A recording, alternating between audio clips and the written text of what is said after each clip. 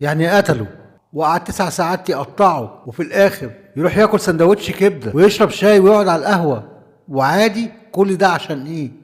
1200 جنيه. بكل اسف مشاهد حصريه للمتهم اثناء نقل قطع من الضحيه. كان بيرميها في بعض مقالب الزباله عادي كده خالص، وماشي في الشارع زي ما انتم شايفين شايل الشوال. حاجه مؤسفه، جريمه بشعه فعلا. احنا قصاد جرائم غير معهوده في حياتنا بنشوفها. بكل اسف المتهم اللي انتم شايفينه دوت قعد 9 ساعات يقطع في زميله، وخد اجزاء منه زي ما انتم شايفين كده في الشوال، وراح يوزعها على لكن القمامه.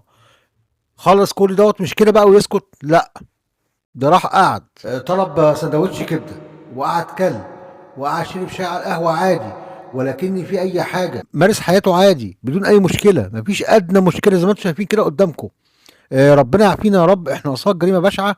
كل ده عشان ايه؟ 1200 جنيه. ال 1200 جنيه دول النهارده ما يجيبوش اي حاجه لاي حد اصلا. ربنا يعوض علينا يا رب ويصبر اهله الضحيه. حاجه بشعه. ربنا يسترها علينا يا رب. شكرا جدا ليكم على المتابعه. السلام عليكم.